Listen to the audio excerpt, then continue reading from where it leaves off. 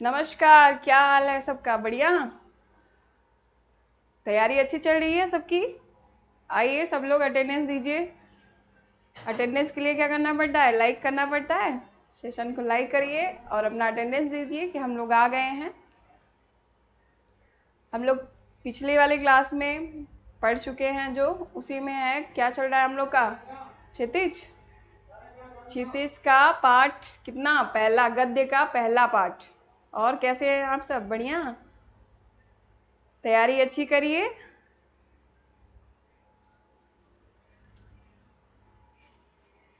हमारे क्लास में जो सेशन का चल रहा है, हम लोग पहले पहला चैप्टर पढ़ चुके थे।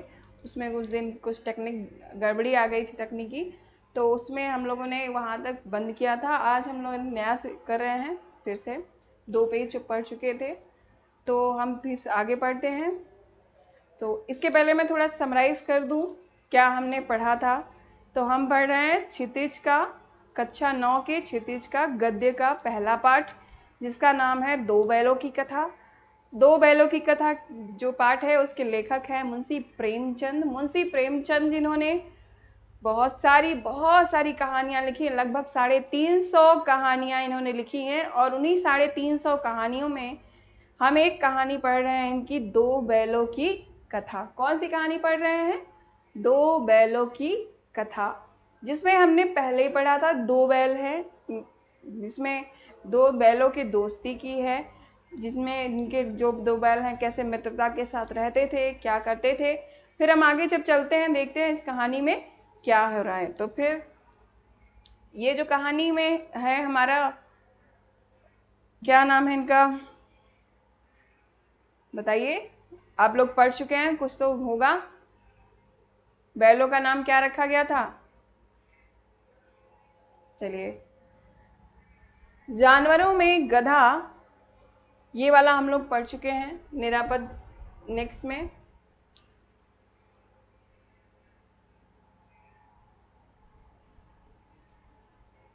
अच्छा लगा बुरा या बुरा, कौन जाने, पर झूरी के साले गया को।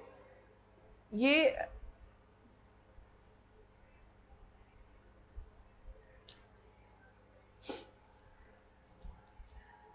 अमेरिका में उन्हें घुसने तक नहीं दिया जाता, ये वाला हम लोग पढ़ चुके हैं, जिसमें कहता है कि फिर भी बदनाम कहा जाता है, जीवन के व्यर्थ को नीचा करते हैं, अगर वे भी ईंट का जवाब पत्थर से देना जाते तो सीख जाते।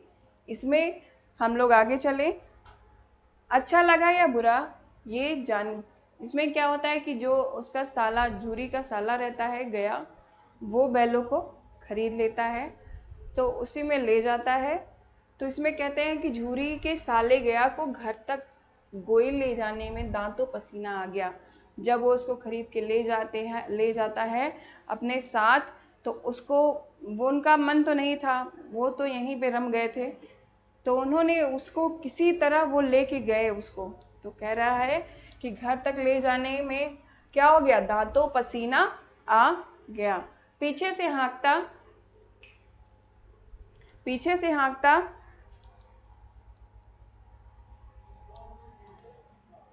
पीछे से हाँकता और क्या करता, दोनों बाएं से दाएं भागते, पगहिया पकड़कर आगे से खींचता तो दोनों पीछे की ओर लगाते। बैल कैसे जा रहे थे? इतनी कठिनता से जा रहे थे कि गया को दांतों पसीने आ गए। गया जो है, इसमें उसने क्या किया, इतनी कठिनता से, मतलब बैल जा ही नहीं रहे थे, बहुत ही प्रयास करना पड़ रहा था। कोई भी अपने घर में पैदाइशी जहाँ जिस घर में है, उसको ले जाके किसी और मालिक को बेच दे, तो फिर वो क्या करते थे, उसमें पकड़कर आगे से खींचता तो दोनों पीछे की ओर लगाते, और मारता तो दोनों सींग नीचे करके हुंकारते थे।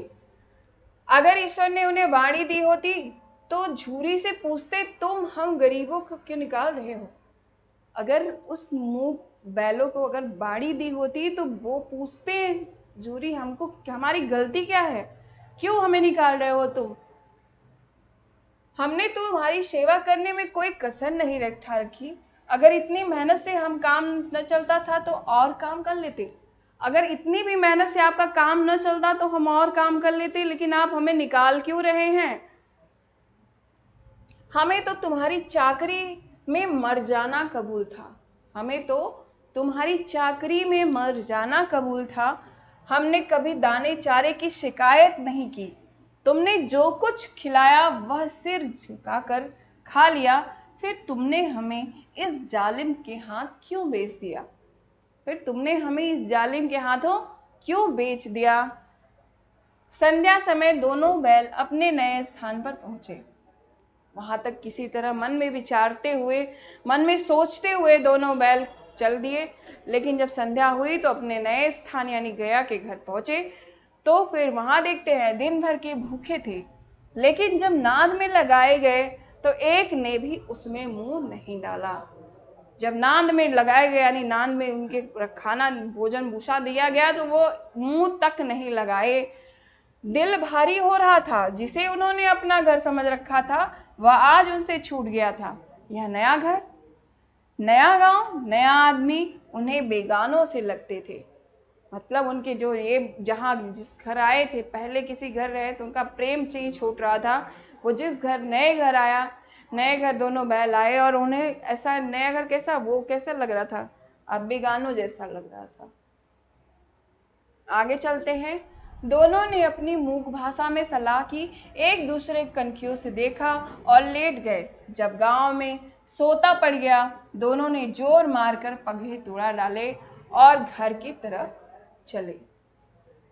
गांव जब उसमें खूंटे में अपने बंध गए, लेकिन जब पूरा सोता हुआ देर रात जग हुई तो वो क्या किए, दोनों ने खूंटा उखाड़ के अपना तुड़ा के क्या किए और किसकी तरफ, अपने पुराने घर की तरफ चल दिए। पगहे बहुत मजबूत थे, अनुमान न हो सका था कि कोई बैल उन्हें तोड़ सकेगा। पर इन दोनों बैलों में इस समय दूनी शक्ति आ गई थी। एक एक झटके में रस्सियां टूट गईं। ये होती है ताकत। ऐसा पगहा था, ऐसा जो रस्सी था उनका कि किसी तरह भी टूट ना सकता। लेकिन उन दोनों में उस समय अपार शक्ति आ गई कि उन्होंने उसको उखाड़ दिया और फिर कहाँ चल दिए, अपने की तरफ। झूरी प्रातःकाल सोकर उठा तो देखा कि दोनों बैल चरनी पर खड़े हैं। झूरी जब उठता है सुबह सुबह तो देखता है कि दोनों बैल कहाँ हैं, चरनी यानी खूंटे पर आ गए हैं अपने स्थान पे। दोनों की गर्दनों में आधा आधा घराव लटक रहा था। दोनों की गर्दन में वो जो बांधा जाता है उनके बैल के में गले में, घुटने तक पांव के कीचड़ से भरते और किसी तरह रात के अंधेरे में कूदते फांदते चाहे थे। और उनका पांव कैसे भरा था, कीचड़ से भरा था। और दोनों की आंखों में विद्रोहमय स्नेह झलक रहा है। उन दोनों की आंखों में कैसा झलक रहा है, विद्रोहमय स्नेह। झूरी बैलों को देखकर स्नेह से गदगद हो दौड़कर उन्हें गले लगा लिया, प्रेमालिंगन किया और चुंबन का वह दृश्य बड़ा ही मनोहर था। घर और गांव के लड़के जमा हो गए और तालियां बजा बजा कर उनका स्वागत करने लगे। गांव के इतिहास में यह घटना अभूतपूर्व न होने पर भी महत्वपूर्ण थी। बाल सभा ने निश्चय किया दोनों पशुवीरों को अभिनंदन पत्र देना चाहिए और अपने घर से रोटियां लाया, कोई गुड़, कोई चोकर, कोई भूसी। एक बालक ने कहा, ऐसे बैल किसी के पास न होंगे। दूसरे ने समर्थन किया, इतनी दूर से दोनों अकेले चले आए। तीसरा बोला, बैल नहीं है, वे उस जन्म के आदमी हैं। इसका प्रतिवाद करने का कोई किसी को साहस न हुआ। झूरी की स्त्री ने बैलों को द्वार पर देखा तो जल उठी। झूरी की स्त्री बैलों को देखी तो क्या हुई, जल उठी। बोली, कैसे नमक हराम बैल है कि एक दिन वहां काम न किया भाग खड़े हुए। कैसे नमक हराम बैल है कि एक दिन वहां काम नहीं किया और दौड़े आए। झूरी अपने बैलों पर यह आक्षेप न सुन सका और नमक हराम क्यों है नमक हराम, चारा दाना न दिया होगा तो क्या करते। स्त्री ने रोब के साथ कहा, बस तुम ही तो हो एक बैल के रखवाले, बाकी और कोई तो सेवा करेगा नहीं। बैलों को खिलाना जानते हो और सभी पानी पिला पिला कर रखते हो। झूरी ने चिढ़ाया और चारा मिलता तो क्या भागते। स्त्री चिढ़ी, भागे इसलिए कि वे लोग तुम जैसे बुद्धुओं की तरह बैलों को सहलाते नहीं, खिलाते हैं तो रगड़ कर जोतते भी हैं। ये दोनों ठहरे कामचोर भाग निकले। अब देखूं कहाँ ये से खली और चोकर मिलता है। सूखे भूखे के सिवा कुछ न चूंगी, खाए चाहे मरे। ये है अजूरी की पत्नी की जो वो कहती है। और उस क्रोधित थी क्योंकि उसने अपने भाई को दिया था इन बैलों के लिए। और क्या करते हैं वे, वहां से भाग आते हैं।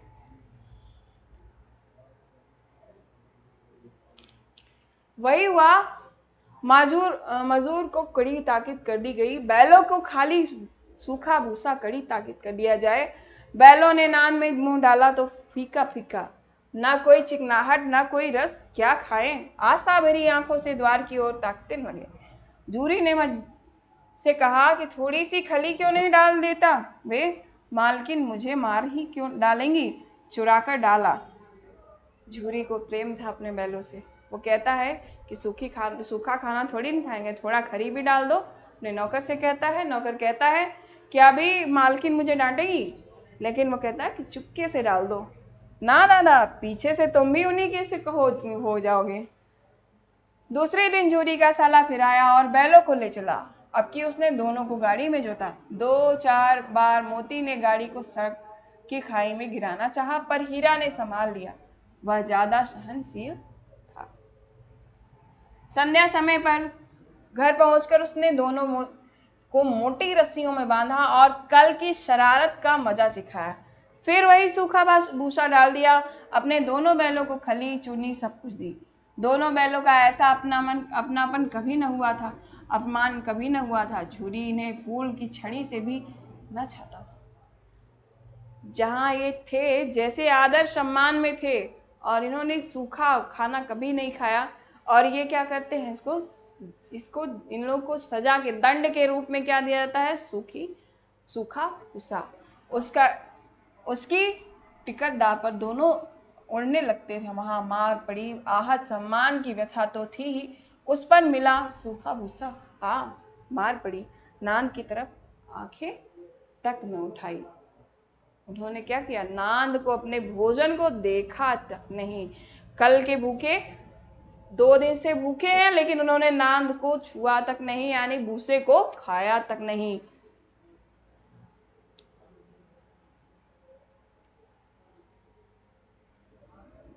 इसमें जब उन्होंने क्या किया कि इतना करने के बावजूद इसमें जो भी रहता था, नांद को उसने किया, इसमें नांद की तरफ तक उठाई नहीं। ठीक है।